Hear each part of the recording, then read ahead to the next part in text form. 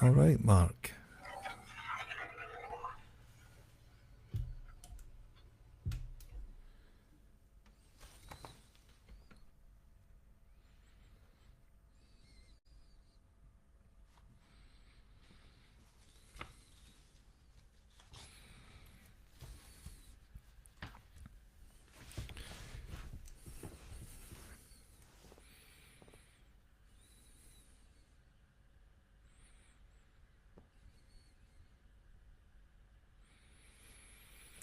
Let's see if this is working.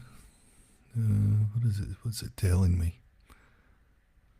I don't know. What's it telling me?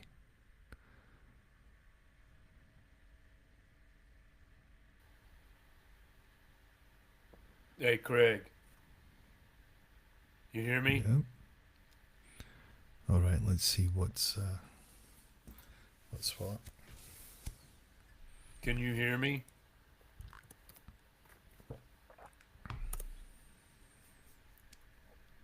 Should I open this chat box?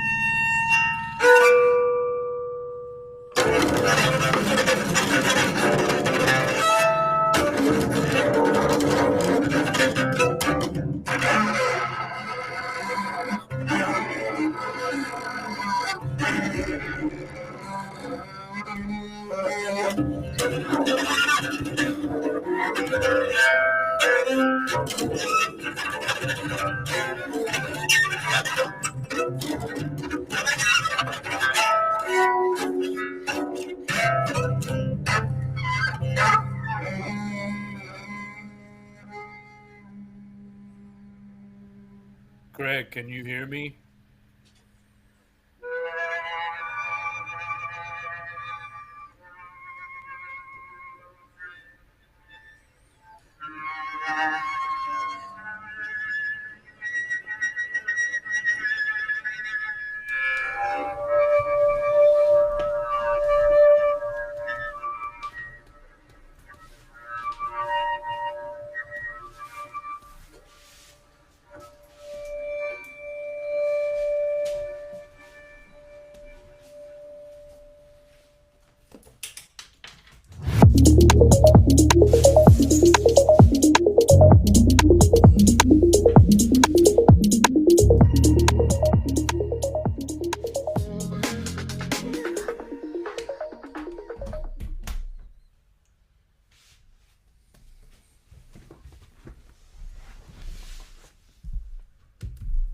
Now I should hear myself.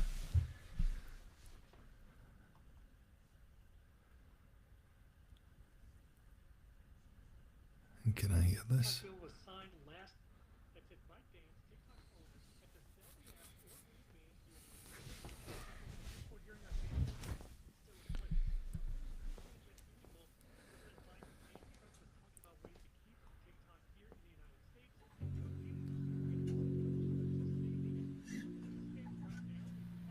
Craig, can you hear me? I can, man, but Okay. that's really loud. Oh, what? Me or the music?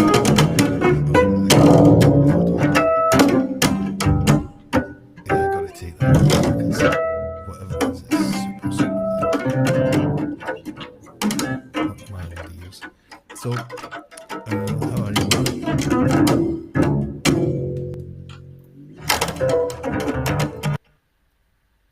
How about now? Oh, it's off. That's better. It was really loud, man. Oh, okay.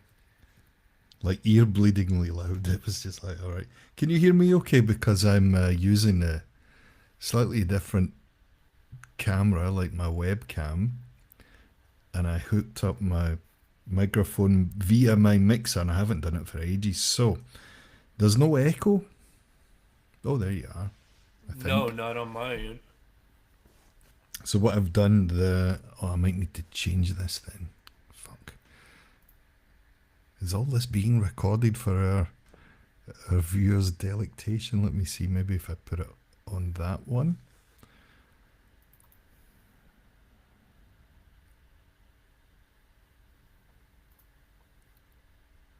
Are you tapping away there in the background? Yeah, I'm setting up the. All right.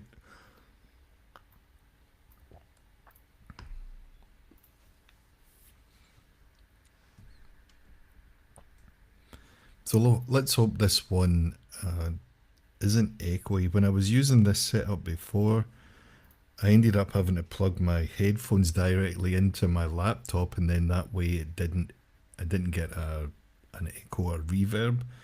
But now I'm using like the old way I did it, which is like a split cable.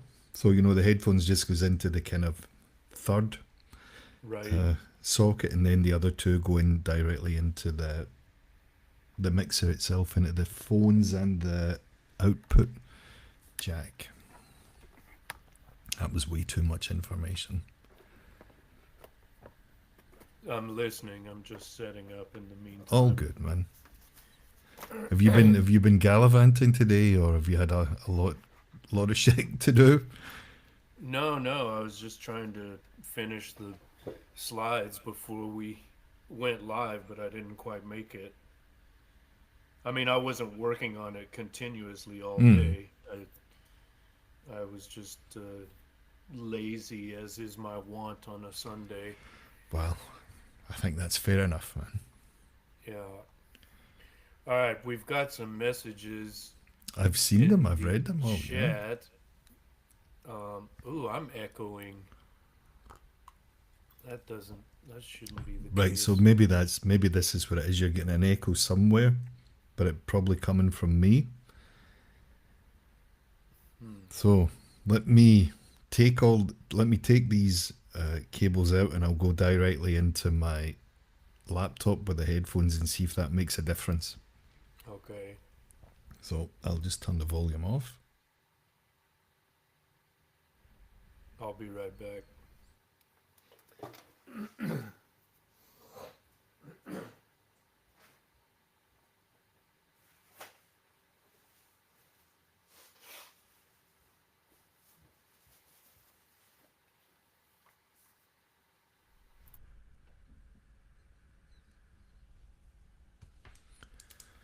But now I can't hear anything.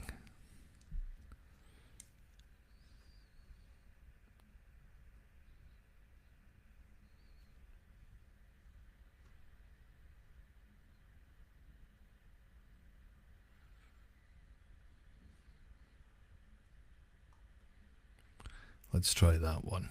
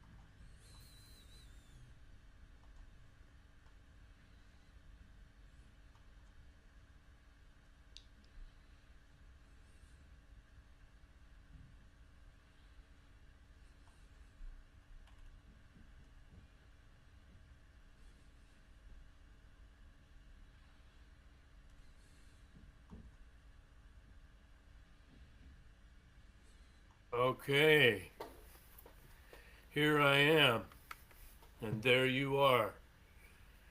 Do you need a quick preview? Can you hear me? Can you hear me?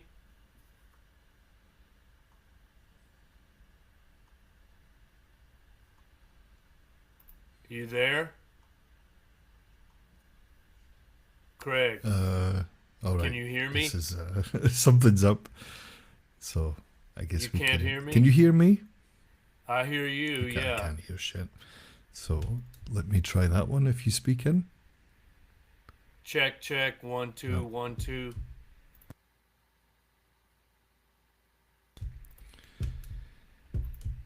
Can you hear me now?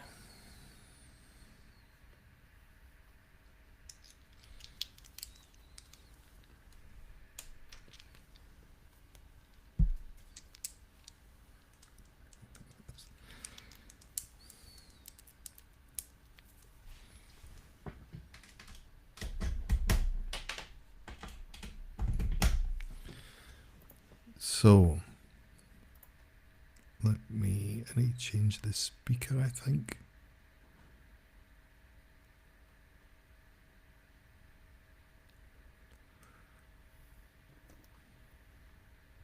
Is that any Let me better? see what this looks like on YouTube. I Is that? can hear you fine. Oh, okay. I can hear you now too. There's a little bit of an echo, but So that's the thing, right? So we don't want that. So right. the last I haven't used this setup in what, like a year, right? But the other one is making my head look weird when I use my other camera, right? So it's kind of, Mm-hmm. I was like, all right, the lesser of two evils. But echo's not good. So is that any better? Oh no, if I do that, I can't hear you, right? Now you're muted. You have no sound at all. Okay, so if I go back on that one,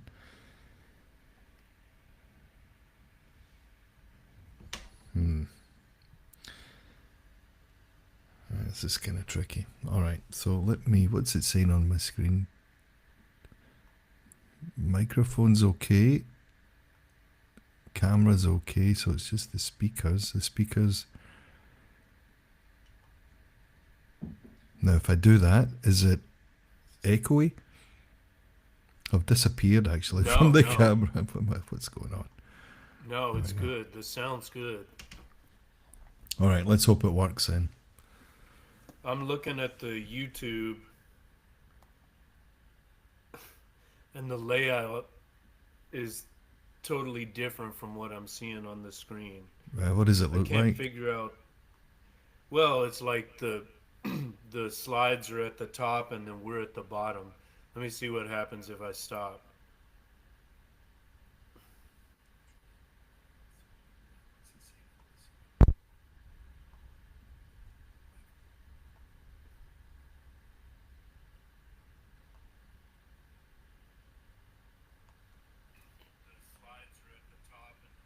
Oh, I can hear you. Oh, Oh okay, yeah, I I see. see it on the screen now. So well, now I can see myself on the screen here, right? So that's a split screen. Okay, we're back. So the Yeah. All right. Well, we can hear each other and see each other. Let's see if we can play the media. See what happens. I can hear everything.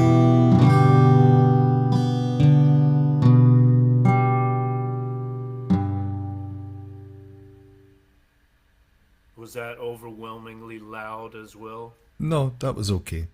Okay. I wonder why the YouTube uh, video is so loud. Ah, yeah, don't know. But this sounds better. Oh, Hope. because I got the volume down. Maybe. All I right. mean, So, now I do. Maybe that's why the theme song wasn't like ear piercing. oh, and it Um, sounded quite nice. yeah. So that works. Let's see. Hold on. But I'm not echoey, no. I'm not. No, no. In my ears, it's okay. I'm actually wearing my No, it's Pink fine. Floyd T-shirt today, Mark. I'm only a few weeks late, you know. Which one is it? It's the Dark Side of the Moon one. Oh, okay. Better late than never, you know. Yeah. Story of my Well, life, man. it's a continuing theme. Right. It's still relevant even as we talk about Beckett eventually. Um, okay. Let's go ahead and officially start. Or do you want a quick preview of like the slides? I'll just run through them quickly.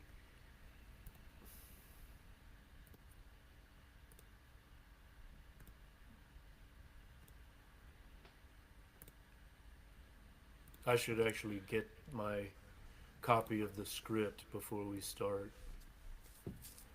Am I going too fast?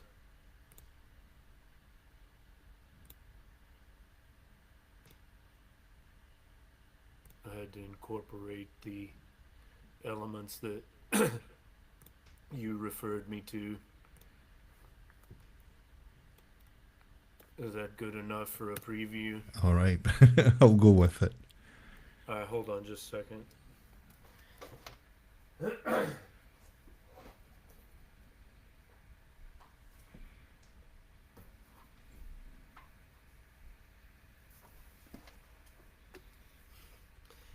This is what we call the raw version of Guitar and Pen. The cooked version comes later with some fancy editing. I'm experimenting with different backgrounds, and I've been told that the slides are not too compelling, so I'm trying to figure out a way to rely less on the slides or eliminate them altogether, or I don't know. I feel like the slides, help guide the conversation, but I maybe think. they're not so interesting for the viewer. Hmm. Yeah, I there's mean, I think if you're doing the podcast, then I think it does help keep things on track a bit. I mean, you can go in tangents, that's fine, but at least you kind of have a start and maybe a finishing point. yeah. I just wonder if maybe like instead of leaving the slideshow up the whole time, I could stop and start, like this. But Hmm. that's also kind of a hassle. Yeah. If it was me, I would leave it. Cause see, I get lost now. I don't even know what the fuck I'm doing. Right. Let's see. There it is again. Okay. Yeah, I think I can probably turn it on and off. Maybe for the intro, we'll stop it so it's just our two ugly mugs. Where are we? So the speakers sound good, yeah. Like you Oh can yeah, hear me sounds quite good. nice and clear and Yeah, no stuff. echo. I think we're good to go. All right. So let me try playing the theme again. I'll do the official intro, and then we'll be good to go. Let's see. In five, four, three.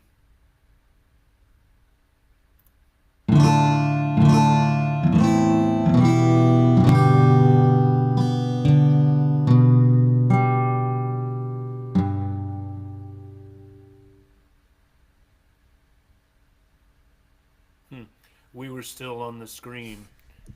I thought I thought it was going to just be the video and the audio. That's not what I wanted. There's a thing with the layout. You can do full screen. I'm sorry, I'm experimenting in real time. Let me see Is what that this a looks like. metaphor for something else? I don't know. There you are. There we are. All right, let me do it again for real. I'll just whatever we get is what we get. Here we go.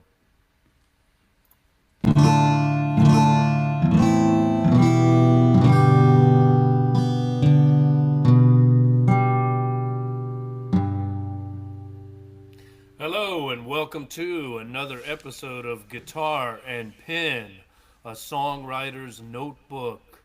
I'm Mark Will, author, songwriter, and publisher in permanent exile, currently based on the island of Taiwan. And I'm joined once again by my good friend Craig Branch of the Can't Find My Way Home podcast. He's joining us from Germany. Hello again, Craig. Afternoon, Mark. Nice to see you after all this time. Afternoon for you. It's almost 11 p.m. for me, but It's the we'll witching see hour, if I man. can stay awake. It is the witching hour, yes. We'll see if I can stay awake. So, today we want to talk about what Samuel Beckett can teach us about songwriting, if anything. Um, we're going to focus specifically in this seventh episode of Guitar and Pen on Beckett's radio play Words and Music. This was written in 1961 or 62. I've seen different dates, but sometime around then. And it's one of, I don't know, two or three or four radio plays that he composed around that time. So, what can he teach us about songwriting? I've always been interested in this play because mainly because of the title, Words and Music. When I myself, as a songwriter, um, release new material, I always say Words and Music by Mark Will, inspired by this particular title. So, I thought I should probably devote an episode of Guitar and Pen to this work to try to explain why that's the case, Mm. why this particular piece is important to me, and what it can teach us about songwriting, music production, just music appreciation. What, if anything? So maybe we should discuss our initial impressions of the actual work. Like, you listened to it as I did in the Mm. past week or so. Um, what was your experience like? I listened basically once all the way through. I had heard snippets of it before, but I listened to the whole thing. And we're talking, by the way, about the version. Here are a couple of theater posters, but we're talking about the version with oops, not this. See, this is why you have to be careful with the slideshow. So we're talking about the version with words by Beckett and music by I already forget the guy's name. Feldman, Morton Feldman, is that Mm-hmm. it? Yeah. Yeah. Um, so you could say Beckett is words, Morton Feldman is Mm. music. Um, Backing up here, I wanted to think of it in a different way too. We've got this split, words and music, also known as lyrics and music. It reminds us of Bowie's sound and vision, or vision and sound. In the world of opera, it could be the libretto versus the score, and in the world of hip hop, it's the flow and the beat. So those are terms. I mean, this split is, it seems to be common in all different types of music, right? Like, if Mm. unless it's instrumental music, um, this is a dichotomy that That's the word I exists was going to across use exactly. genres. Right? Yeah. So maybe I can tell you a little of my listening experience. And so I came at it having never heard it before, and I listened to it. Unlike you, I listened to it more than once because it it's quite challenging, right? If I put it in that way. So the first time I heard it, I didn't know what to expect. So when I heard it, and I thought, all right, and then I tried it in different. I tried it without headphones, with headphones. I tried it when I was, or rather, I listened to it when I was doing some other things. I tried to kind of get a different experience as I was doing it, and then there was a couple of times when I just listened to it back to front or top to bottom. And so I didn't know anything about it until but when you'd asked me to do it. So it was kind of interesting coming at coming at it from that perspective where I didn't know what to expect, and there was all of these unexpected things. I don't know if we can give spoilers away, but this kind of use of Go ahead. space and silence and repetition and the sense of time, and it was all a bit kind of yeah. I'd never had anything like this before, and at the end of the experience, I wanted to go back and listen to it again in case I'd missed something. You know what I mean? There was something like I just found it really quite, as I said, challenging, but at the same time, quite. You maybe want to dig around for a little bit more if you could, if you missed a nugget in there, or what what was it exactly? Well, how many times did you end up listening to it altogether? Oh, say five, maybe six. Really? Yeah, yeah. But not like back to back. I mean, it was. I didn't do it more than once a day. Did you listen to the same version every time? Because I I listened to a noticed on couple of YouTube. different ones, yeah, Okay. but the And was majority there, was the Feldman and Beckett version.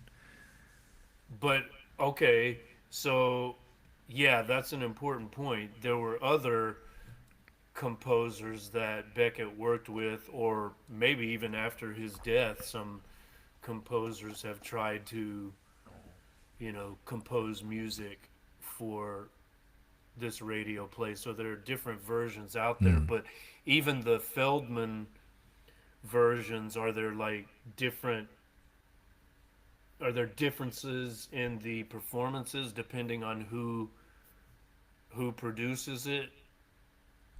I I mean, think they're that still using his music, but yeah, like a exactly. different orchestra or Mm. different. I guess it's really a chamber music ensemble. Mm. Like, is there great variety in the performances, or do they all I sound pretty much the same? I felt they pretty much sounded the same. There wasn't a, and then the more I kind of did a little bit of reading in the background and so on, and Beckett's insistence on whoever was doing his plays. There's an interview I watched with the actress Billie Whitelaw. I forget Yes, the yeah, play. I know She was, her. then Right. she goes into kind of great detail about I wanted to put a colon there and then or change a comma to a semicolon. Right, he was everything. Or if you pronounce something as an O or an A or whatever it was, you had to kind of do it exactly like he had it written on the page, Oh which was quite yeah. nice. Well, he in some of his other work, what's it called? Catastrophe is the one I'm thinking of. There's a director character that is basically a kind of tyrant. There's a really good performance with Harold Pinter in the Mm-hmm. role of the director. But there's kind of a tyrannical director in words and music too, Mm. which we'll discuss here in a minute. Um, yeah, so for me, since we're sharing our experiences of the actual piece, I was very unimpressed by the music. I mean, maybe I didn't listen enough. Maybe one time didn't do it justice. Maybe I am being unfair to the composer in that Hmm. sense, but it just I didn't feel compelled to listen again. I was much more Was it too drawn to sparse, or the was it? Was there too much space in between the parts it, of the music? not so much that it just wasn't very interesting or moving in any Hmm. way. I mean, we earlier we were streaming the avant-garde jazz um, piece by what's that bassist name? Barry Guy. Mm. These are pieces inspired by Beckett's writings, and I'll put those in the show notes. But that to me is like much more exciting and interesting. Like there's just nothing. Feldman's composition, his score, I guess you could say, to Beckett's libretto, if we can Mm. describe the contributions that way to a radio play. Uh, there's just nothing inventive about it. There's nothing daring or innovative or exciting, at least Maybe, on the maybe that's first what, listen. but maybe that's why Beckett liked it so much. Then because it, it represented part of what he wanted the words part to be. Then Hmm. Did he like it? Did he in your research? Did you find him saying that he approved of Feldman's I think they had a composition? bit of a friendship. Yeah, there was one bit I read where he sent him the lyrics to something, but on a postcard, right? So Beckett Mm-hmm. sent whatever lyrics it was. He mailed it on a postcard to him. And the other thing was they both disliked opera, Hmm. so they didn't particularly want it in that. So when I read that, it kind of made sense that they didn't want something overwhelming or something that would take away from the actual, words itself. Yeah. Well, I don't know much about Feldman. I mean, he's considered a modern 20th century composer. He's not like a Schoenberg with the what's the Schoenberg compositional 12 tone 12 tone compositional style. I don't think he's like from that school, but like you say, very sparse, minimalist, I guess we could say, Minimalist, yeah. kind of like uh, Steve Reich in a way. But again, I would like to hear Steve Reich compose the music for this. That would probably be more interesting to me. Um, I didn't feel like it. If the music character, and we'll get into how words and music are actually characters in this radio play. If the music character is represented by the actual music, I don't feel like the character is very alive and fleshed out. Like Mm. the music is supposed to speak when Croak, the director, maybe Beckett himself, Mm. calls upon music. Music answers with music. There's what is described in the script as an adsum, meaning I'm here, right? Like, so you want musically, you want um, the music to say, I'm here, I'm present, yes. And I don't feel like it did that very effectively. I'm being hypercritical of No. Morton Feldman, but What that's what would just you have preferred? I mean, you mentioned artist a minute or two ago, but or yeah, minute or so ago. But what do you think would have made a bigger difference to it? Then the music actually to have said more, like literally. Yeah, just something more uh, unique. Hmm. You know, it's like um, very standard, even though it's supposedly modernist. You know, I don't hear anything that I haven't heard before, but that's modern music is not necessarily my genre, so maybe I'm not the best judge, but like what we were playing earlier, the Barry Guy, that's something I haven't heard before, at least not, quite in that style. So it just, just imagine when Croak calls on music, and then the answer is this crazy bass solo. Mm. It's just a more, I think it would make for a more engaging Mm. performance. Like the the music should really. Have a bit more oomph to it in that sense, if that's Oof, if yeah. that's a word It we should. can use, you know. I mean, it should be on the same level of the same level as the lyrics, the words, Mm. the vision. Like Beckett's. I don't think. Basically, I don't think Morton Feldman's music measures up to Beckett's words, if I have to put it that Mm. way. But I'm being hypercritical, and I'm also rambling. So, Well, it might be interesting to hear some other interpretations of it then, if we can find them for the show notes, you know. well, I saw like comments on the video I watched. A lot of people really liked it, and they're Morton Feldman fans. So maybe I should listen to some of his other work. It's just Mm. my first impression was like, it took me a while to. I had to stop and come back to it. I couldn't listen 40 minutes straight. It's like, oh, this is somewhat painful.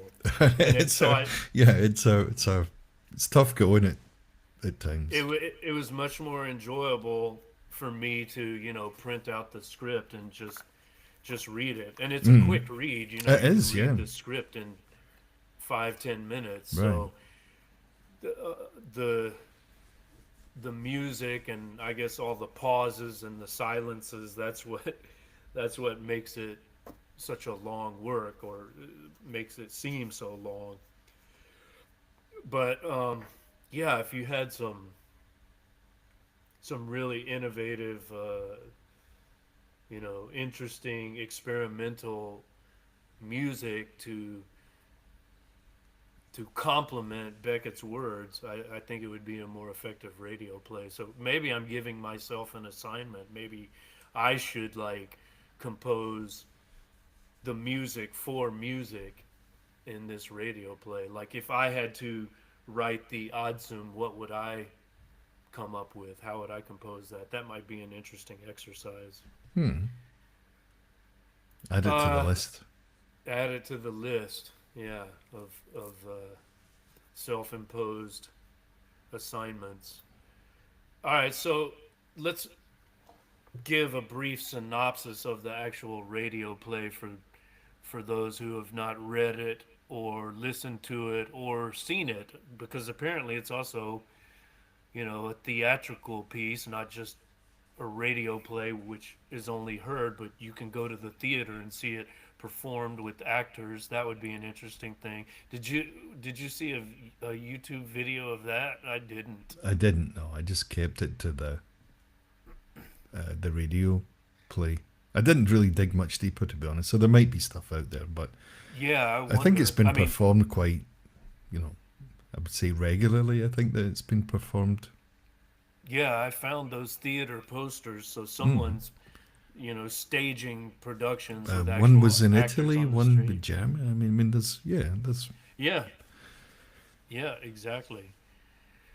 So, um, it's kind of an allegory, this words and music, because you've got actual characters who are personifying these abstractions of words and music. So The words character is called Joe, somewhat prosaically, and Hmm. the music character is called Bob. What do you make of that? Like, why does he choose such, you know, Ordinary commonplace, names. ordinary Yeah. names to represent these ethereal concepts? Hmm. Aye, that's a good point. So it was before I listened to it, and then I dug up. Yeah, I got an online version of the script, and then I read it following the script as well. And I don't. I'm not really familiar with a lot of Beckett's work, but maybe it's this kind of. He uses these types of names in a lot of his works. The Oh ordinary. yeah, So it might just be a yep, kind of. I was kind of thinking of. Anyway, so but yeah, that's what made me think of it, and I thought, well, maybe this is just a kind of reoccurrence, or this is the way he likes to kind of introduce it in this particular way. yeah. I mean, he's got a another short piece called "What Where," and there are five characters: Bam, Bam, Bim, Boom, and Bum. So he's got the consonant Mm. cluster BM, and then he just changes the vowel AEIOU. Bam, bam, bim, boom, bum. So I don't know. What does that tell us? He likes these simple, silly, um, Alliterative kind of commonplace. ways as well, like with that when you were mentioning there. Yeah. Well, maybe we can come back to this. But so music and lyrics are personified as Joe and Bob, and they're not really getting along in the beginning. They're kind of in conflict, Mm. and this is much to the irritation of Croak, who is possibly their master, or I don't know. How are It's we to undefined, interpret isn't him? it? Yeah, there's a few interpretations of it. One was their master, and then there were one or two other theories out there and how it was. What's the if you can explain the picture on the right, Mark? Lily. Mm. Yeah, so this is the name of the face on the stairs that Croak is obsessed with. Mm-hmm. Um, Is it odd? I can't see who it is in the picture though. Or does that oh, make a that's difference? no. I just Googled face on the stairs, and then Okay, right, yeah, this okay. this That would make sense. this still of some Audrey Mm. I Hepburn thought it was Audrey film. Hepburn, right? But Yeah, yeah. that kind of threw It's me a bit, you know. yeah. She's the face on the stairs No, in it this makes particular sense. case. Right. I somehow doubt that the Beckettian Lily is as beautiful Mm. as Audrey Hepburn. Might say Croak's a Typically bit. they're Oh, excuse me. Sorry, go on. well. I mean, typically Beckettian women are like old crones. So who knows what Croak found attractive? My image of Croak is of a you know old scarecrow type person. Curmudgeonly Yeah, kind of. yeah, Yeah, that's what I got of it. possibly deformed with a he care this in the slide here we see a picture of a shillelagh, which is a walking stick slash club. So in the script it says that you know Croak has a club which is kind of a symbol or totem of his authority, right? Like Mm. he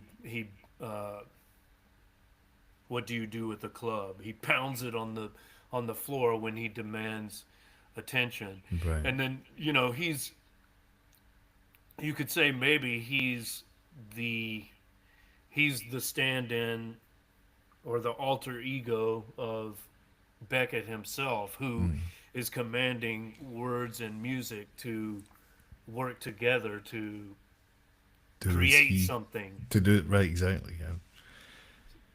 So it could be, you know, Joe and Bob are literally words and music, but they're also literally the actors in the play. Hmm.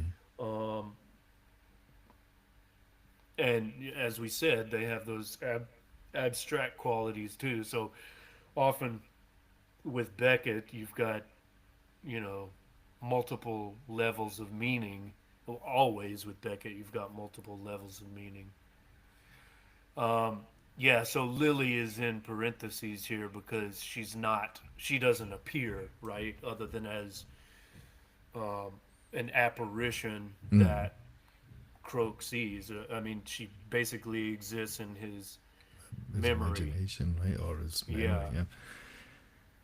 So I guess the whole point of the radio play, the plot, such as it is, consists of Croak trying to force words and music, Joe and Bob, to collaborate and to harmonize, I guess you could say, work together to produce something beautiful for his amusement, right? Like Hmm. it's for Croak's He's the master, as it were. Yeah. delectation. Yeah, Yeah. he's the master. I mean, he's also, I guess he could be the author. He could also be the audience, right? Like Hmm. maybe he's the viewer or the listener, you know, demanding to be entertained. I think this is where the difference between your radio play and your stage play can really make a difference. Okay, one's on radio and one's live, as it were. But in the sense that the way you described it there, I think if you saw it as a performance, a live performance, then you might get a different not a different interpretation of it, but you might see it in a slightly different way. Whereas in the radio play, of course, a lot of it is suggested or implied, and you have to go with that. That was another problem I had, like the lack of visual.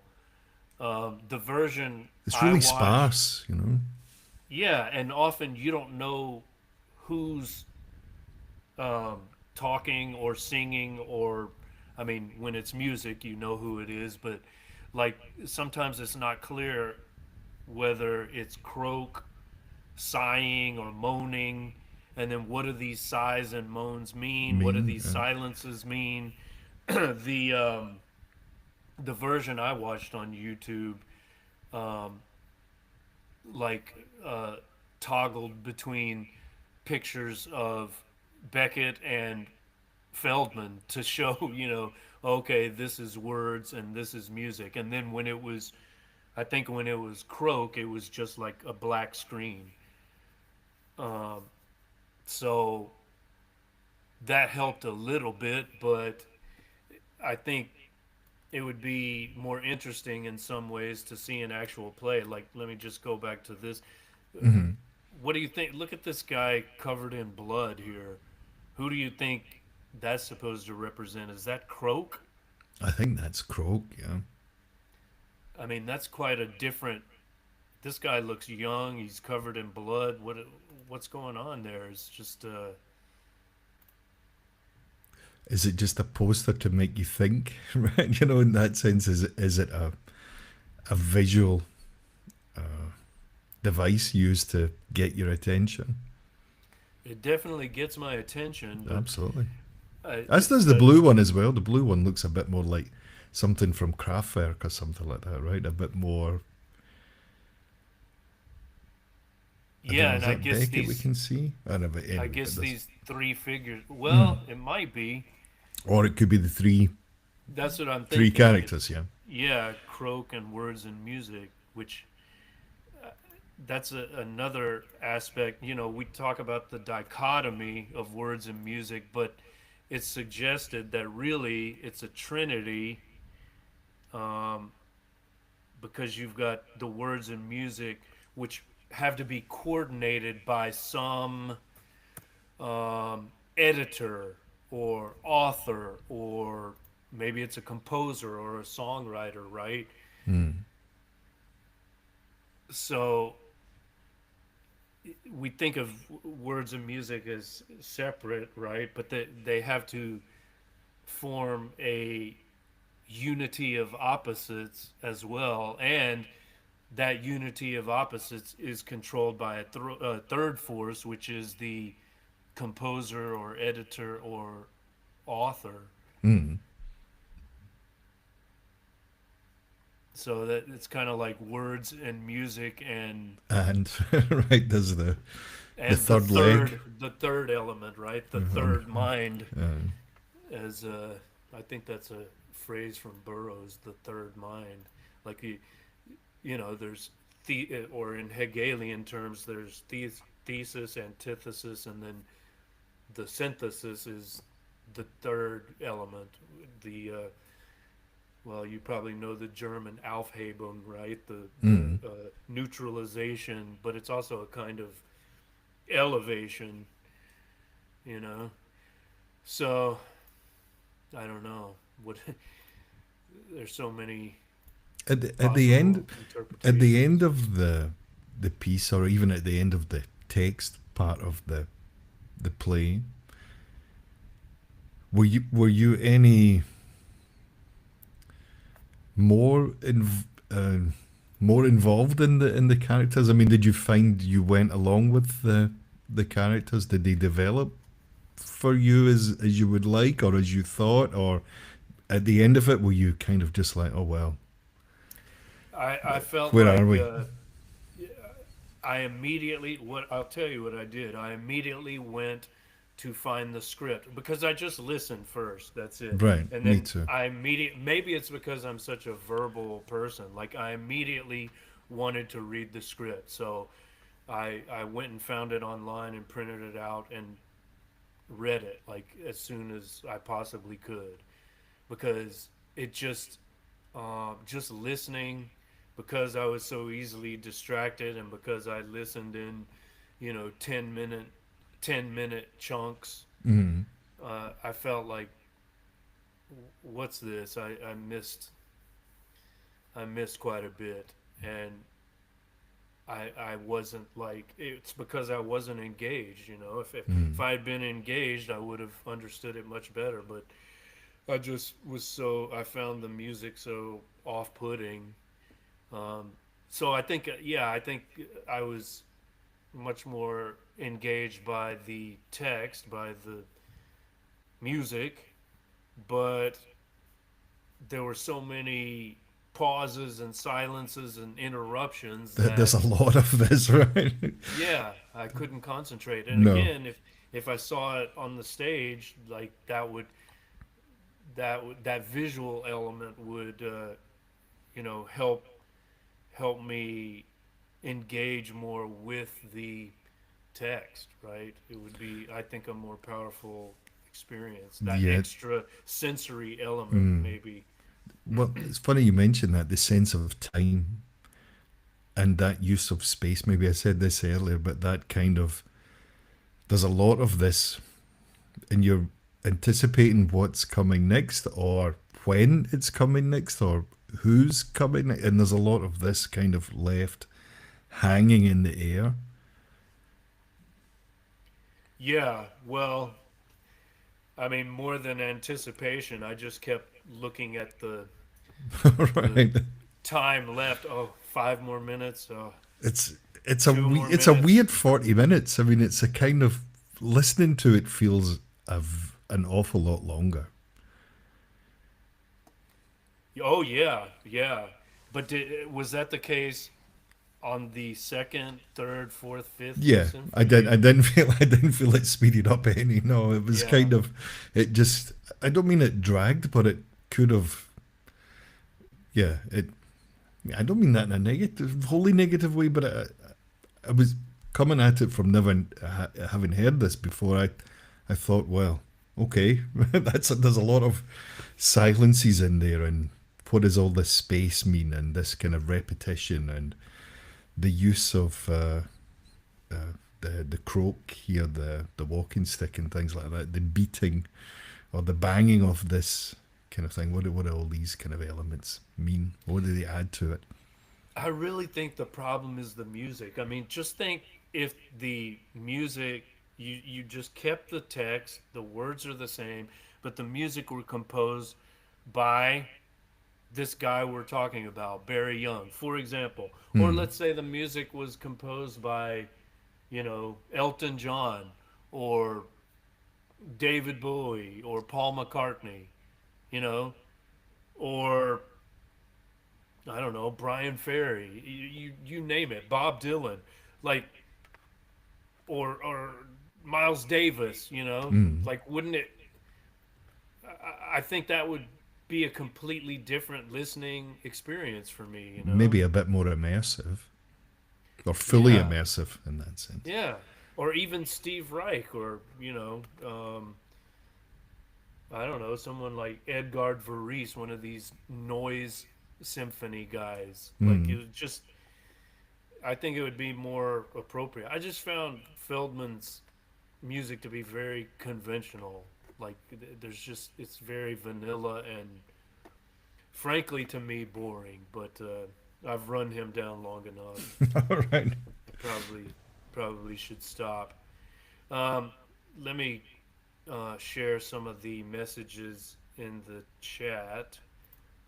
This is from friend of show Steve. I don't know if he's still there, but he says, I've been thinking a lot about Crap's last tape recently. I've been thinking about a lot of crap recently. Are you going to talk crap, Krapp, crap, CRAP, in any way in relation to your fundamental thesis? Well, Steve, I'm not sure we've arrived at our thesis yet. I'm still struggling to find something interesting and profound to say about words and music, but maybe we'll get there eventually. As far as Crap's last tape, um, it's been a while since I read that and watched a performance of that. Um, there was an Edward Albee directed performance in Houston that I think I saw many years ago. And then like the Irish National Theater did a series Hmm. of Beckett on film. They basically did all of Beckett. It was a Beckett on film series. It was on YouTube at one time, and I watched pretty much all of those, I think. But I don't remember the connection between crap and music. Um, do you? Are you familiar with Crap's last tape? No. No, it's a he's basically recording tapes of himself musing on various things. I don't remember there being music, but I'll have to look at that again. If you're still there, Steve, maybe you can tell us more about Crap's relation to music. And then, Well, he makes an interesting point here when he says, "But does the music hold up on its own?" Right. So much as you were saying there about Feldman, it's a similar question. yeah, yeah, his later comment says Barry Guy. This is that bass, I guess, avant-garde jazz bassist, solo bassist that we're talking about. Hmm. He says Barry. This is Steve again. Barry Guy reminds me of Derek Bailey's stuff. Crap, I don't know Derek Bailey. Show notes. Amazing to watch, riveting even. But does the music hold up on its own? Okay, so yeah, interesting question. And I would say, um, in the case of Barry Guy's fizzles, for me, I, you are the one who introduced me to his stuff, Craig. Like 10 minutes before Right. That's we uh, as we do in a we went showbiz kind of live. way, you Yes, know. that's why we're late because I wanted to incorporate that into the slideshow and into our discussion because it's fascinating. But Hmm. as we'll discuss later, he wrote these 5 pieces called Fizzles, inspired by Beckett's collection of short fiction called Fizzles. And as Fizzles, I think they do hold up because why? They're short. You know, if they were 40 minutes long, maybe they wouldn't hold up. But they're There short would be little. less fizzle in there, I think. You Yeah, they'd be. know, Yeah, they would fizzle out. they They would would fizzle fizzle out. out. Very good. But but you know, being what they are, short little expressive pieces or impressionistic pieces maybe, Mm. I think they work quite well. I mean they're and just, you Well, know, definitely more imagine, dynamic. yeah, more dynamic, right?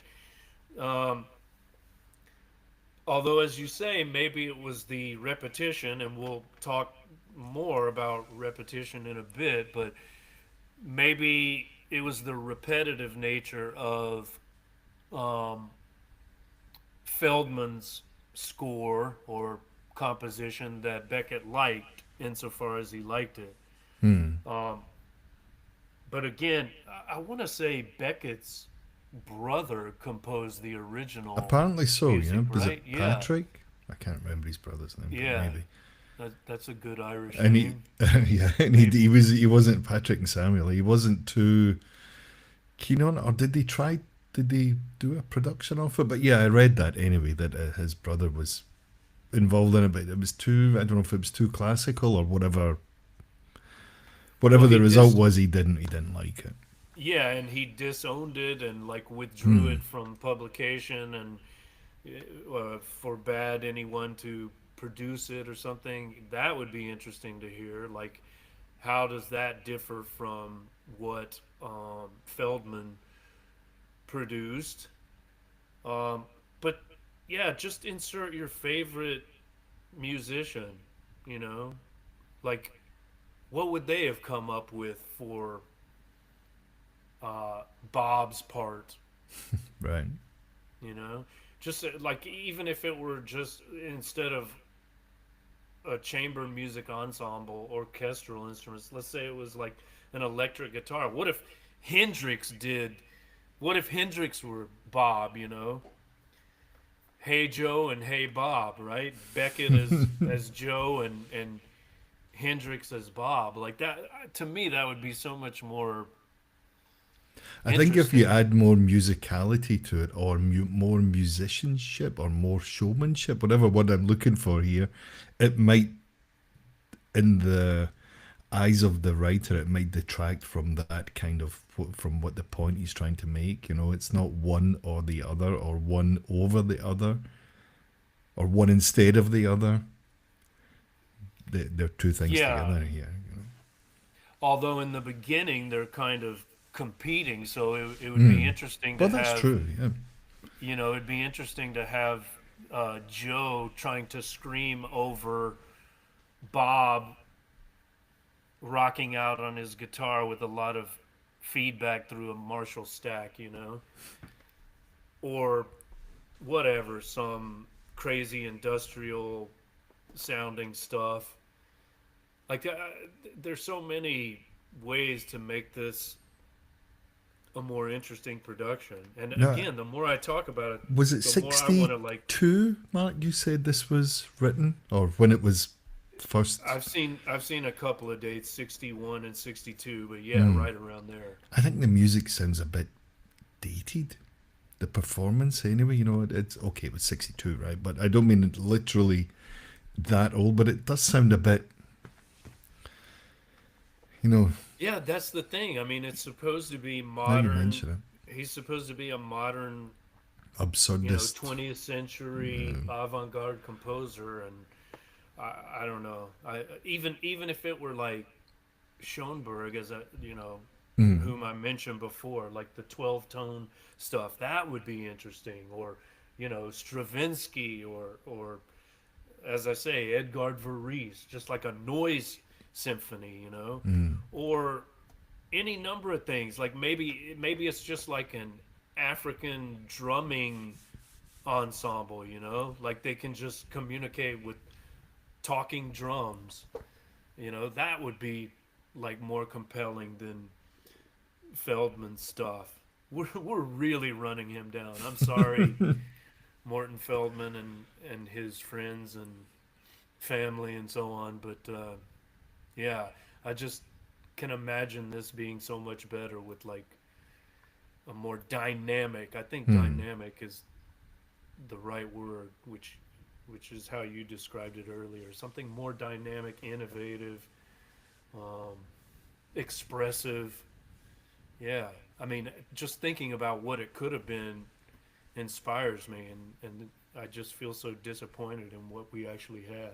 But yeah, it would be interesting to hear what Beckett's brother came up with. We're supposed to be doing a synopsis, and we really haven't gotten very far. Um, so let's go ahead and point out that there are three themes that are written and sung and I don't know, composed on. So the first one is sloth, one of the seven deadly sins, right? Um, we hear uh, Joe expostulating on this topic, Hmm. and it's kind of a set piece that he's memorized. Almost, he just wants to deliver it mechanically and not think about it. But when Croak appears, Croak demands to hear words and music about the topic of love because, of course, he's thinking about the face on the stairs, Right, exactly. Lily, Audrey Hepburn, but probably in her 80s or 90s, an octogenarian Audrey Hepburn, perhaps. Um, and so, Joe proceeds to deliver basically the same set speech, and he just substitutes the word love for sloth. And at one point, he even gets confused and Right. accidentally says sloth instead of love. So that's one of the comic moments of this. Hmm. But at the same time, that and this would be an interesting exercise too, because the in the script, you know, the stage notes say soul music. What does he say? Soul and love music. So, like, what's that? What does that sound like? So, it would be interesting to, as an exercise, to compose soul and love music to accompany the words. And then, because Croak is, I don't know, focused on his own mortality, Hmm. he asks that the topic be changed to age, meaning old age. There's some clarification by Joe when the topic is love. He says, "Oh, you mean love of woman," and by age you mean old age, right? So that, Hmm. yeah. So I don't know. Here again, I didn't feel like the music. I didn't feel like the music adequately addressed the theme. Well, like, was it effective soul and love music? Was it effective music about aging and mortality and Yeah. death? The emotional impact of the music, I think, was lacking somewhat, or at Lacking. least Yeah, yeah, without getting all down on a writer again. But you know, it's. I think if you're trying to evoke these particular emotions, even if we look at it in a kind of modern context or even a rock and roll context of words and music and emotion, right? How it makes you feel or what you're talking about in your song, hmm. you get that reaction. Do you get that Yeah. here, or at No, least from the music part? no, it was totally lacking. I'm trying to find the stage notes which describe it. I think it was soul and love music. Um, Maybe I can find that later. But there are also, apart from these silences, there are also these sighs. What do you think he's trying to communicate with the size. Oh, here it is, love and soul music. Yeah. Oh, and that's a that's another uh, thing I should have mentioned. Music, that is Bob. Also, he doesn't have a club, but he has his director's baton. Mm-hmm. So that's interesting too. Like the each of these three characters has his instrument of authority, right? Like the music character Bob has his baton, Croak, the director, has his club, and although it's not explicitly mentioned, the words character Joe, I guess he would have his pencil or pen, as in guitar and pen, right? Like Mm. he's he's we don't see him writing anything, but maybe he composed it before he delivered his peroration or recitation or whatever it is. Mm. I mean, that's another interesting aspect of words, right? Like, what's the difference between the written word and then the oral word, Spoken word. the spoken word? Yeah, and its relation to music. Like, if you can think of songwriters who are very literary in their words, in their lyrics, right? Think of Dylan or Morrissey.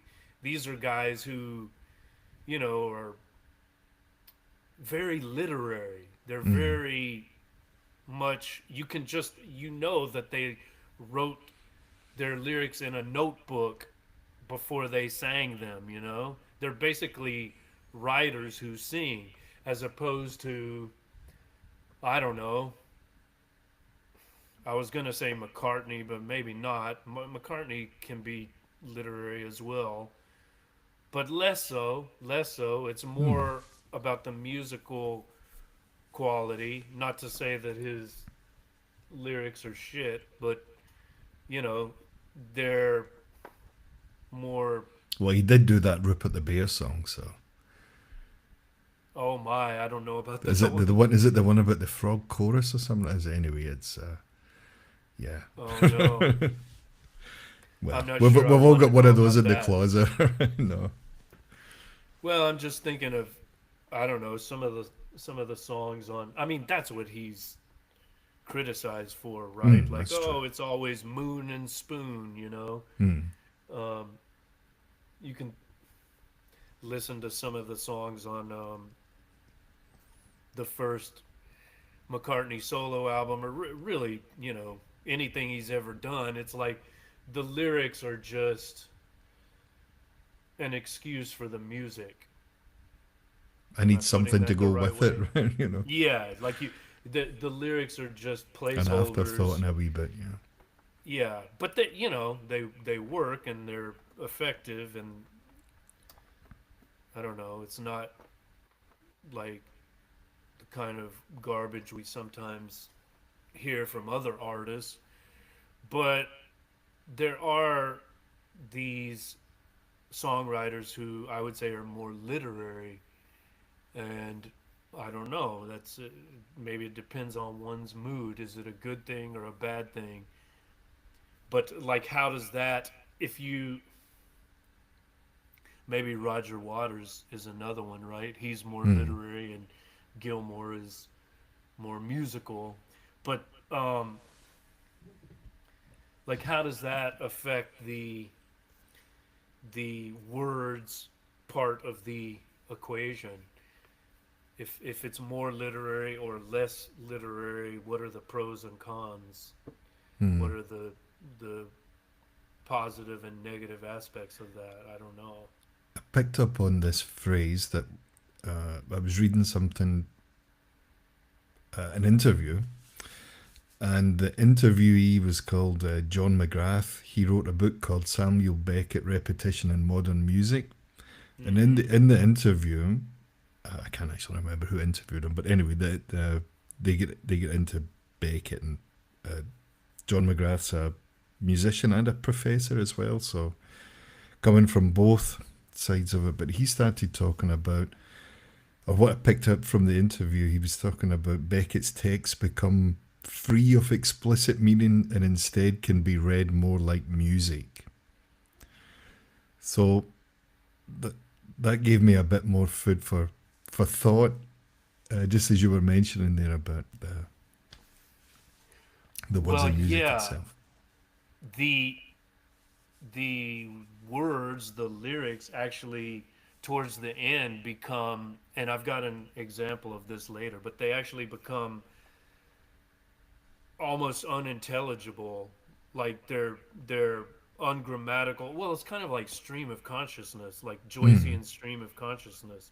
Um, so I don't know if we can say like words, or I should say Joe's lines, contributions become progressively incoherent. I don't know if I'd go that far, but they become more like rhapsodic and like less tied to language and more musical, as you say.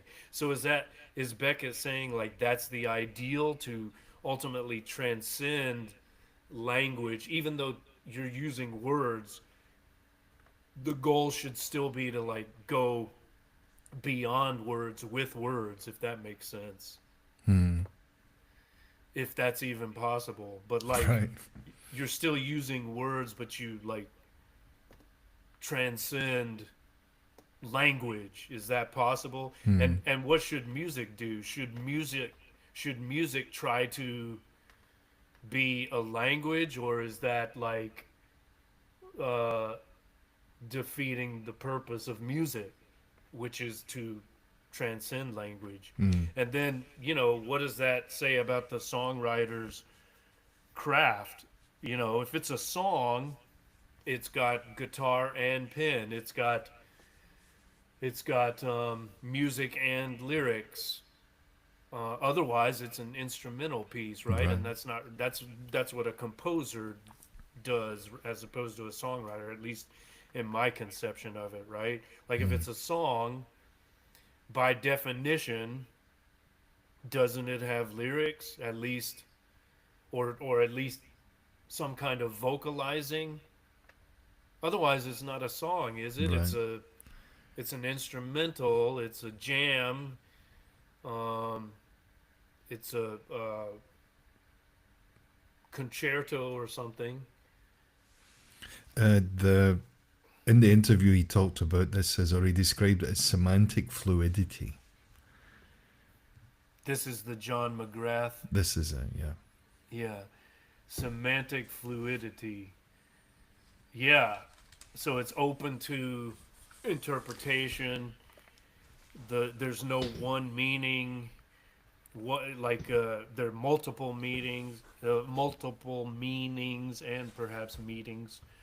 It's polysemous. There's polysemantic significance. I mean, maybe that's true of the best songs also, right? They mean more than one thing. They're personal, historical, mythological, you know, their cultural commentary, their musical commentary. It's music commenting on music. Like the best songs should maybe do all of that. Hmm. Okay, looks like we're finally getting somewhere with this. Maybe we're making sense of this after all. All right, so I think we've completed the synopsis of the so called plot, such as it is. Um, Hold on just a second. Oh, okay, so yeah, we've already started trying to answer this question, lessons learned. I mean, it's still pretty vague, but and maybe it'll require more reflection after we turn off the cameras. But what do you feel like this taught you as a musician or an audiophile, um, a listener and appreciator of music? Hmm. what do you feel you glean from this, if anything? Don't listen to Morton Feldman's stuff Right, so ever it's again. replace Besides that that, with a soundtrack of choice, you know. yeah. uh, yeah, it's a good point, eh? I, I wrote a couple of things down, so it was a bit more like we mentioned dynamics earlier, and this kind of the impact that it has, or in this case, it might not have. It's lacking in this kind of respect, where it adds, you know, if you're listening to a classical piece or something, the conductor there or the composer might use this element to add different emotional aspects to the listening experience and so on. Hmm. But what I thought about, like, if we just take the two things separately or together rather, words in music, Beckett's use of words in music, it kind of adds this emotional depth and a more intricate exploration of relationships, word in music, as it were. That was one point. Uh, I'm going to pass it back over to you, Matt. See if you can make anything of my ramblings, and then we can I can pick up again. Well, let's try this. This is a quote from the play itself. This is Croak talking to words and music. He says, "My comforts," an interesting way to think about words and music. They can provide comfort. He says, "My comforts be friends." Um, they have to work together Hmm. if they're to be, effective in the context of a song. They have to work together. I mean, it's kind of like the sound and vision formula That's that how it I'm always, works, right? Yeah, yeah, it's that's what I'm always can't have one referring to. without the other. Yeah, like they have to complement each other. They have Hmm. to harmonize, work together. They can't they can't fight each other, Fight right? exactly. Yeah, right. Yeah, like if Fight it's for all the lyrics top and billing. no music and all music and no lyrics, there's something off. You should find that balance of sound and vision, which is, not easy to achieve, but that's the ideal, right? Like the ideal song should be musically kick ass and lyrically kick ass. It'd give you something to think about, or at least add to the party. Yeah. I mean, however, I would say that personally, I'm more drawn to lyrically compelling music than maybe And most people would be. I Like the mean, lyrics are lyrics very can important to me. I'm sorry for interrupting you. Lyrics can definitely leave a more lasting impression. Music does Yeah, to a point, but lyrics can take it that bit further if you're so inclined. I guess it depends. Like some lyrics can have that indelible, unforgettable quality, but It's like the some. earworm, right? Is the earworm the melody or the lyric? Well, just think of the you know famous earworms like Beethoven's Fifth, Mm, or I don't know, something from Tchaikovsky, 1812 Overture, or mm-hmm. whatever, like that.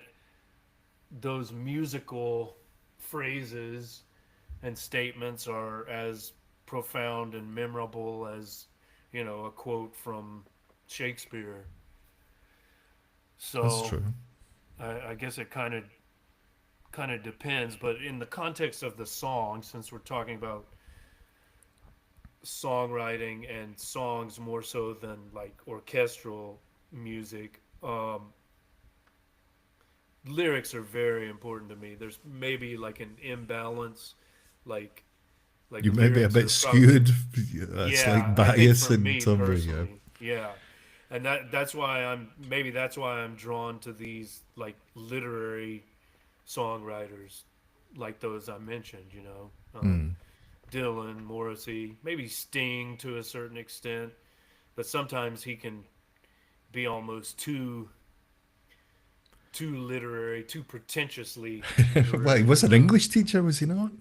Oh yeah, I think yeah, that was his original before he became all Bumblebee and did right. his alter ego took over, started playing Yeah, the lute and all that, you know. that's what Don't Stand So Close to Me is about. Right, yeah. Is like some young student was like stalking him and harassing him, making him uncomfortable.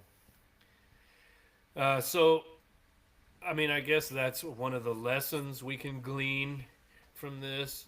Music and lyrics, words and music I did should have be something else to add. friends. I did, well, Yeah, yeah, please. exactly. I did have something else to add. So it was more about the power of language in music, just as we mentioned earlier about one of the earlier slides, whether it was opera or rap, hip hop, whether it was contemporary, modern music, you know, whether that's rock or pop or metal or whatever, but this kind of power of language in music to evoke emotions and kind of inspire change and connect with listeners on a deeper level. If I look at it from that point of view, you know, the lyrics really mean so much more to so many people. So if I Yeah, summarize when that, they're lyrics can leave a more lasting impression, I think.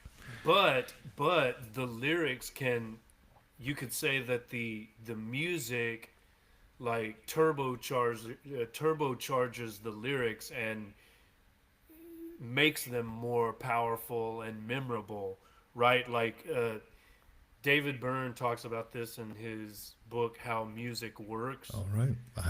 He I said, haven't read that yet. "Oh, it's you'd probably like that. There's some useful information just about like his recording experiences and his compositional process and everything, but also general reflections on music. Actually, that would be a really good text to do an episode of Guitar and Pen on, just trying to discuss like what he has to teach us about songwriting and music production and listening and so on.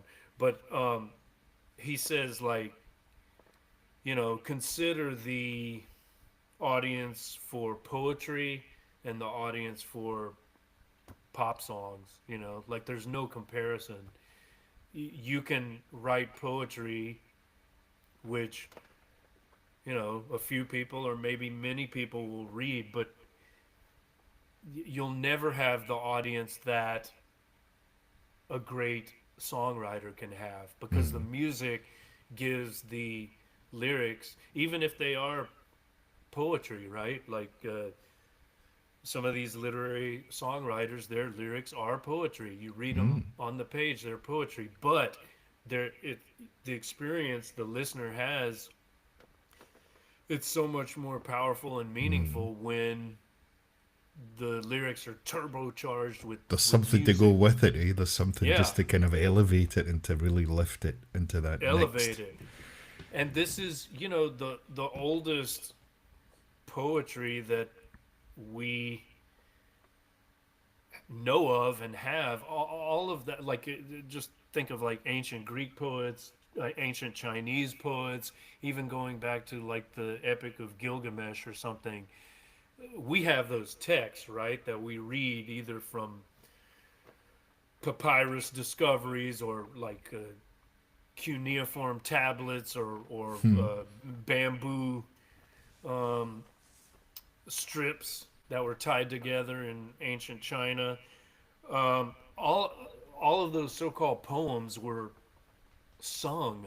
You know, they all had musical accompaniment. In Right. fact, our word lyric is related to the word lyre. You know, Lyre, not Liar.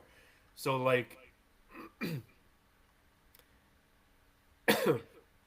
poetry is meant to be sung in many cases. Even Homer, you know, like that was recited, and there was a bard playing like a lyre or a kind of harp or something accompanying him. Even like the Beowulf poet, you know, the Right. guy reciting the epic of the great Anglo-Saxon hero. There's there's a musician off to the side accompanying the text, the words. So I don't know. We should make music more literary and make literature more musical. I don't know if that's the right formula, but certainly even if we're just like writers and not musicians, we should try to make our prose musical. If I can ask you, Mark, then, so if you've read more Beckett than I have, do you think there's a kind of musicality or a musical aspect of Beckett's work, in the prose itself? Do you think I read a quote or a kind of paraphrase, and it said something like, "The words almost sing themselves off the pages." It's talking about the musicality of Beckett's text, and it kind of goes into no, what was it? Something like it flies into the reader's ear, something like that. The way it was written. But would you go along with that? Well, he's certainly very careful with his phrasing, and I'm thinking of plays like there's one called Play. There are these three characters in urns. That's like the whole Mm-hmm. play. It's three urns. All you see are the heads of these three characters, so they're all dead. And they're all talking sometimes at the same time, sometimes separately. And it's very much like three singers, sometimes singing solo, and then sometimes singing as a chorus or Mm. a duo or a trio. So that's a very musical play. There was at one time this Irish TV series I'm talking about. It was what's his name, Alan Rickman was the Oh yeah. male lead, and then there were two. I can't remember who the female characters were, but it was based on these three characters. It was considered to be autobiographical. It was Beckett, his common law wife, and then his mistress. Those were the three characters, and it's like they're all Fighting for space presumed to or be, airspace or yeah, yeah. yeah, they're all presumed to be dead, so they're speaking from beyond the grave, or as I say, it's almost like they're singing. So yeah, that's a very musical one. And the you mentioned Billy Whitelaw. She um, Yeah, if appears. you find that clip on YouTube, maybe I can send it to you. So the piece is just a mouth, Yes, that's the one I'm thinking of, and I'm forgetting the Not I. It's called Not not I. I. Yes, that's the title. Yes, and I don't know. Did you watch the clip? You saw I the did, yeah. Yeah, it's amazing. Like it's that's like stream of consciousness too, Mm. and it's really like a spoken word performance. So yeah, I'd say it's very musical. I could And imagine as you something like that set to music or having music accompany it. I could see Yeah, that. yeah, Have those dynamics that we talked about. I can see it right there. absolutely. And from what I've read and heard about Beckett's, you know, direction, his directorial style, he everything had to be just so. Apparently, he So would go into practice, not practice, rehearsal with a metronome at some point. So he was known to do this. Phew. so again, I'd so be again, screwed, yeah, man. I'm like, okay. yeah. There's that musical aspect. So It's a very Catholic image as well, though, bringing the metronome along with you. What can I say? Anyway, okay, so the flip side of this would be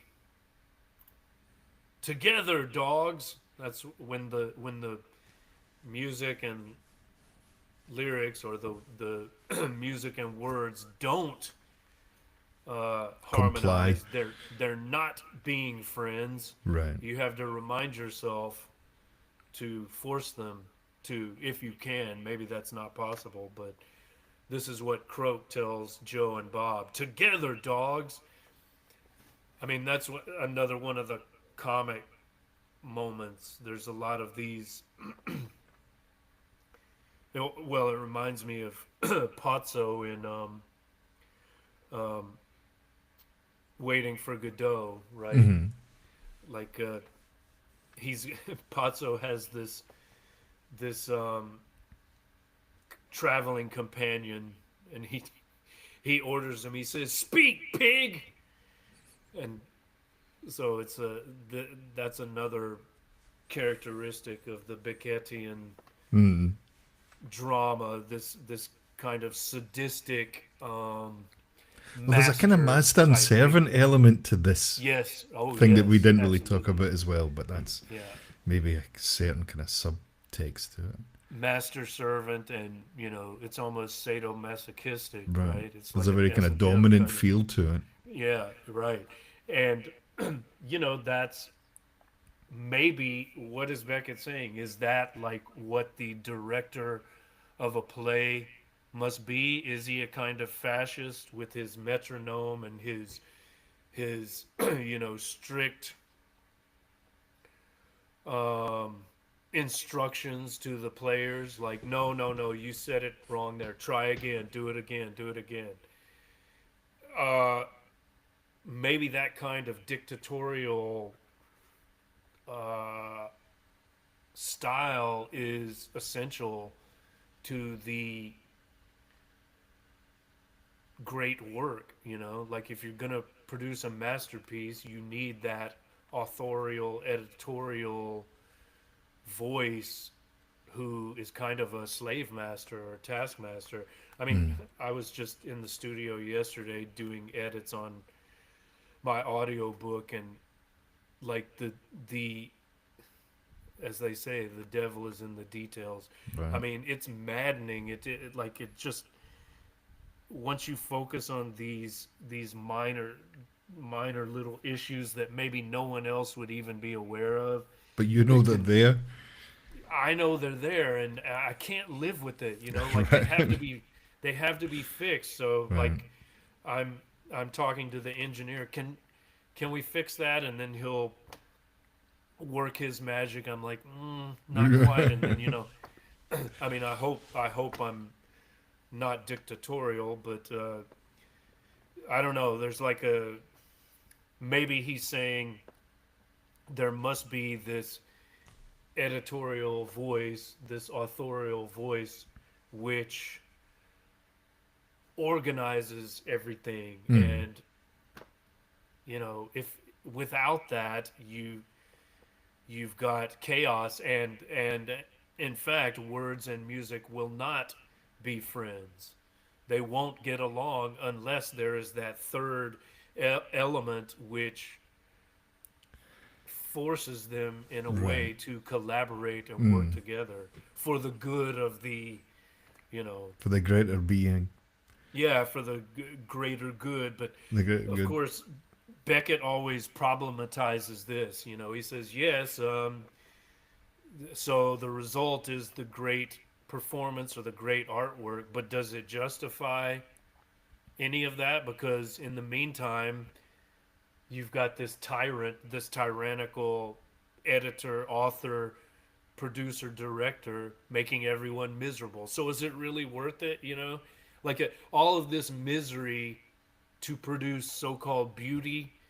I like how Beckett always questions that, Mm. and maybe that's something we can do in our music and our other creations, not I don't know, just would you call it the songwriting. search for perfection? I'm not sure if that's the right way to describe it, or the quest for perfection, or. Yeah, Yeah, it's. it's an obsession. It's like Mm. I mean, you've heard of like Stanley Kubrick, actors who worked with him. They would tell stories about how he would insist on like 150 takes. Like, Mm. uh, okay, go over there, open the door, walk into the room, and sit down. No, do it again. No, do it again. Like 150 times, and people who work with him are like, what? But then Right, you know, then afterwards they say, oh, that was the most amazing experience I ever had right. as an actor. But I don't know. There's also reports that like Shelley Duvall in The The Shining, Shining.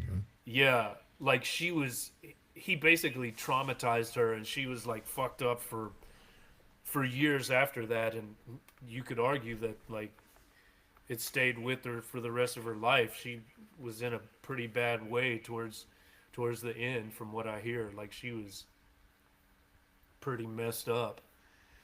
So I do like Kubrick's attention to detail without being too obsessive, if that makes sense. Because there's another thing that just came to mind there. He would write letters to the projectionists. So whatever film it was of his was playing, they would play a record in between turning the tapes over or the film over, mm-hmm. Oh and yeah. he would tell them how to do it or what when it should be done or what side it should be, you know, and all kind of very meticulously detailed. But quite a nice touch, though, I think, you know, and whatever it was, music was played between the changing the film The over. reels. The Yeah. reels, thank you. Yeah, I wonder how many of those guys said, "Oh, okay, thanks," and then hung it up and just did whatever they wanted. It's quite a nerdy touch, but you know, I suppose Yeah, I'm thinking a nerdy as obsessive touch.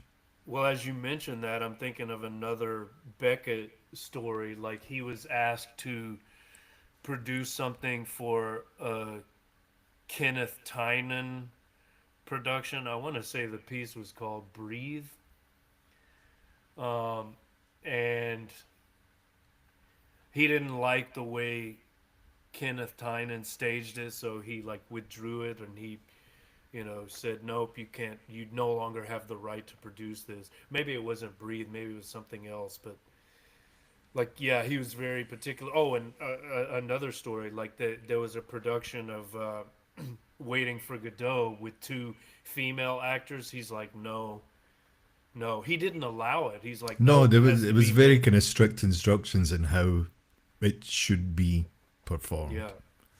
yeah, and there's something about his excuse was, or his justification was, nope, women don't have prostates, so when you know Vladimir and Estragon go to take a piss, it doesn't work because it's Right. just, yeah, it's a different thing. So Mm. nope, can't do it. Sorry, ladies, no female production of Yeah, we'll save Waiting that one for for another Godot. day. There is a message I can see here on the in the chat box from Tomek, but I'll let you read it, Mark, rather than I will. Craig's bassy voice is like the voice of God. Well, Hey, I'll take it, right? At there you go. least something worked. Yeah. All right, so here's a possible solution to the problem of words and music being in conflict. Um, being in Germany, you probably recognize this guy.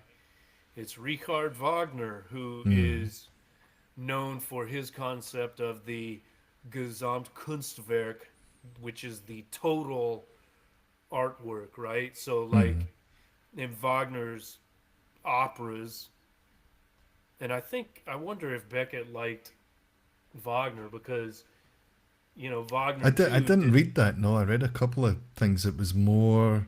Oh God, I want to say Beethoven and one or two others. I mean, that's not to say he didn't like the work of Wagner, but the short bits I'd read, it just mentioned other composers.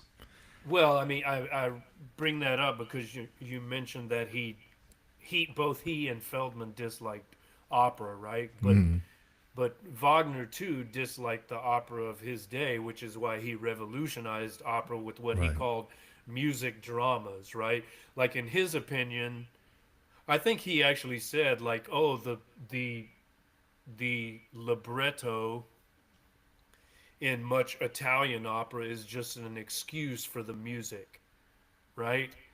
So he didn't like that because there was that imbalance. So Mm. he strove for a total work of art, which focused on every aspect of the production. So the storyline, the libretto had to be great, the lyrics had to be great, and the music, of course, had to be great, and then all the details of the production, from costume to lighting to whatever else, like all of those all of those details had to be Just so, considered. right, yeah. Yeah.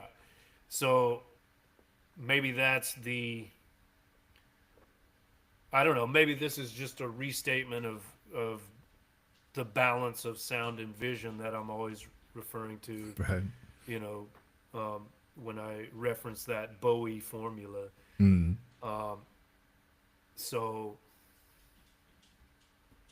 that's a lesson learned, perhaps, or a Absolutely. lesson remembered. Yeah.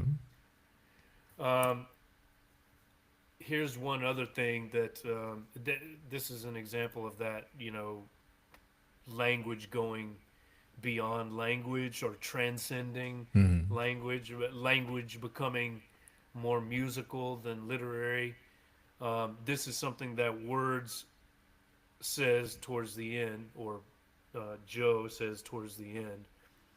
I'll just read it here. Then down a little way through the trash, towards where all dark, no begging, no giving, no words, no sense, no need, through the scum, down a little way, to whence one glimpse of that wellhead. And that wellhead is a powerful feminine image, referring back to, Croak's Mm. idealized love, Lily, what Goethe would call uh, das ewig weibliche, the eternal feminine. So yeah, there's some very musical stream of consciousness lyricism that occurs near the end of Words and Music. I don't We know. should say I don't. this is more the exception than the rule, though, right? It's kind of, as you mentioned there, there's lots of space throughout the whole, let's say, 40-minute performance. You know, you're not going to get as intense dialogue like this throughout the piece. It's very staggered.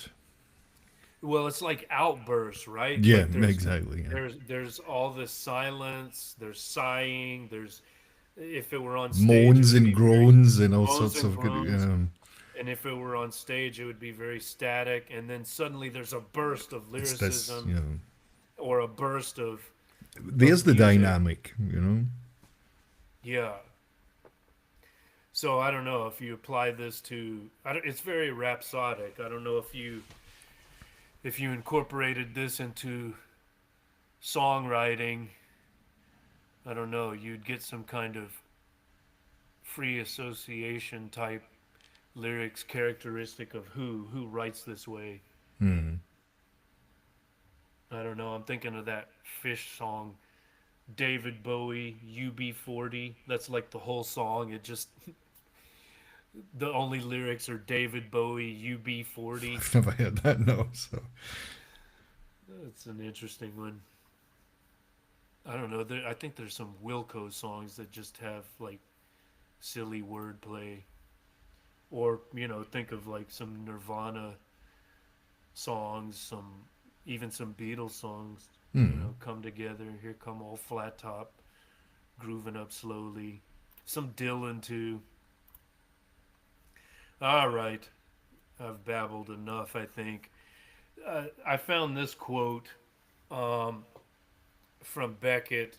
Uh, it's not. It doesn't appear in Words and Music, and I'm not sure where he says this, but it seems to be authentic.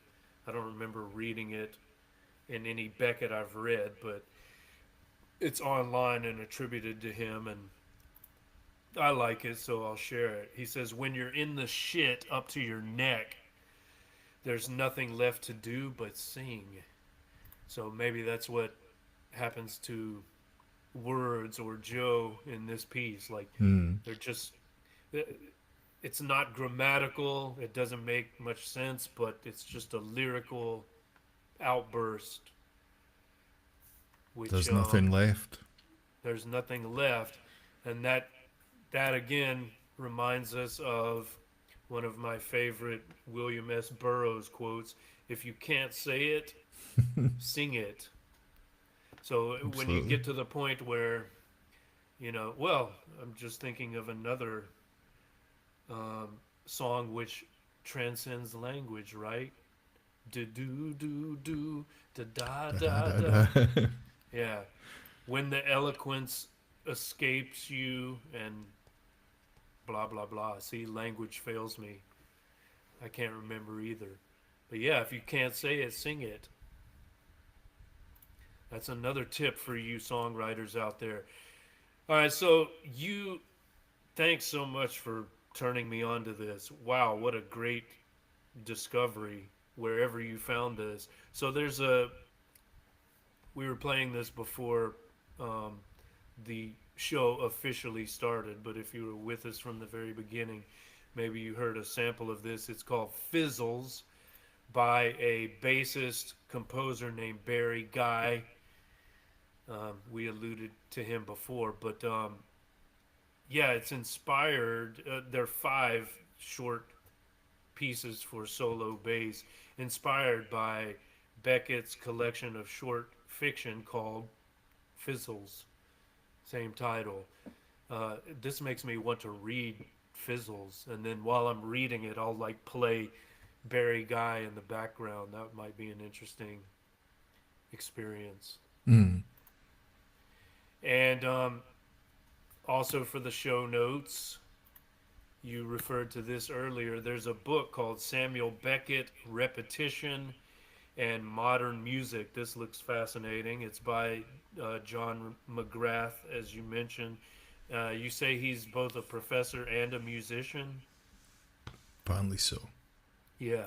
So here's a little blurb. This is really fascinating. Makes me want to do an episode on Joyce and music as well. He says music abounds in 20th century Irish literature, whether it be the thought tormented music of Joyce's The Dead, that's a story from Dubliners, Mm. the folk tunes and opera that resound throughout Ulysses, or the four-part Threnody in Beckett's Watt.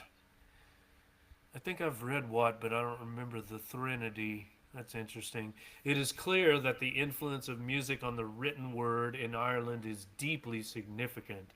Samuel Beckett arguably went further than any other writer in the incorporation of musical ideas into his work. So that's the answer to the question you asked earlier. Musical quotations inhabit his texts, and structural devices such as the da capo, that's like from the top, right, are metaphorically employed.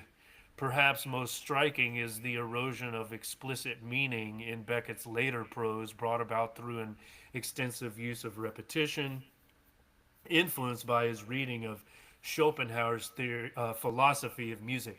Now, this is something I'd be interested in exploring too. Like, I'm not sure what they mean by Schopenhauer's philosophy of music.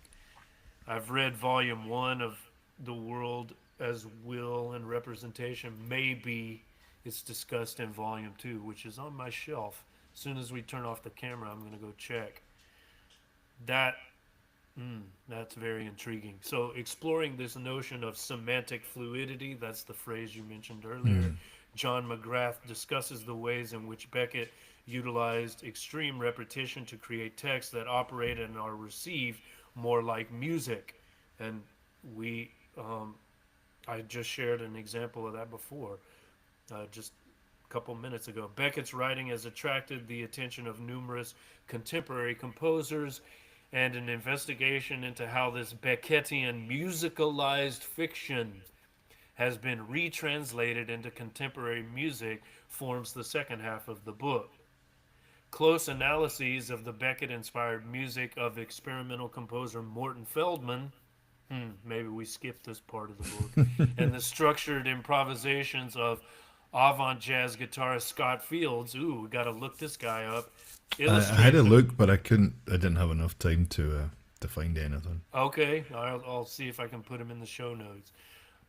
Scott Fields, avant jazz guitarist, illustrate the cross genre appeal of Beckett to musicians, but also demonstrate how repetition operates in diverse ways through the examination of the pivotal role of repetition in both music and literature of the 20th century and beyond.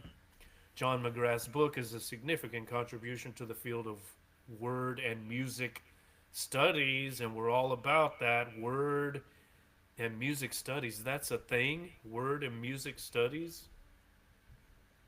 I'm learning so much from this episode. Didn't even know about that. Yeah, Yeah. so a lot of Take a thanks to peek you, inside the box, basically. and you never know what's there. Right? Well, this is all thanks to you. I mean, had you not turned me on to these two very important pieces of the puzzle, this would have been a very dull episode indeed. Because I feel like I just rambled for over an hour.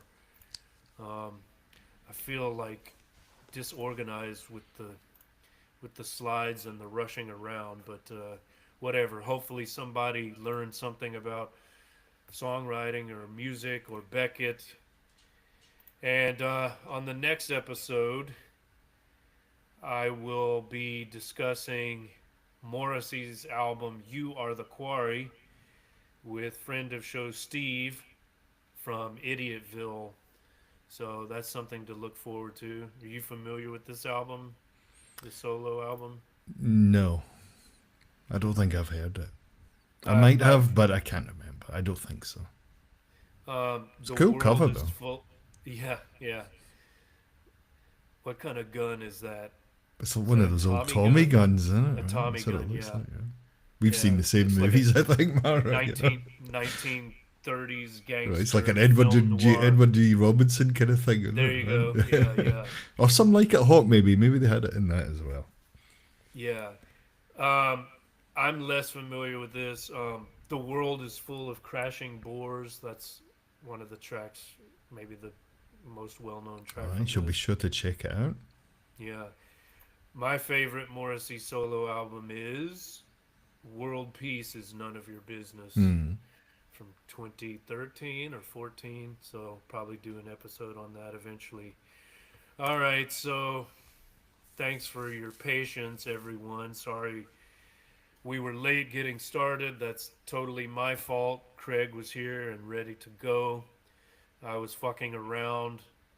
I was disorganized. I babbled throughout, but hopefully you learned something.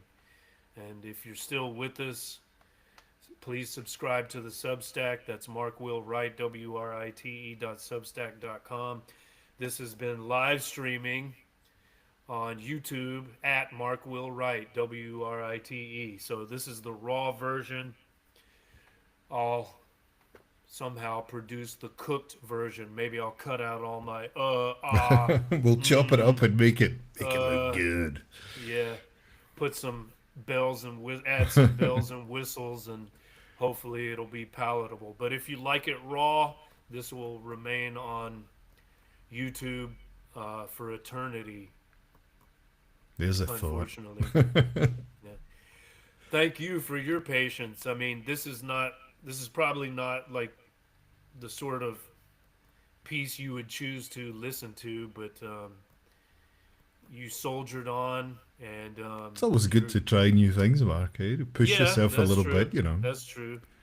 So overall, was it a worthwhile listening experience? Are you Yeah, glad that absolutely. you listened and participated in this episode? Yeah, it got me more thinking about the theatre. I haven't been in theatre in years, but got me more thinking about that side of things rather than the musical side, funnily enough. So I suppose I was in it. If we did Team Gilmore, Team Waters in our last episode, so maybe I'm probably still Team Beckett in this Team Beckett. at the Yeah, end of this I'll episode. bet there's some interesting Beckett productions in Germany there.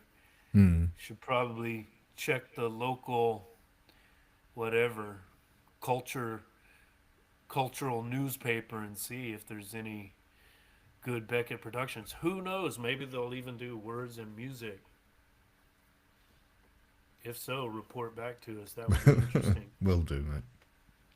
All right. Thanks, Craig. Thanks to everyone Pleasure, else. Matt. All right. This has been Guitar and Pen. Farewell. Oh my goodness. I was all over the place, man. I feel like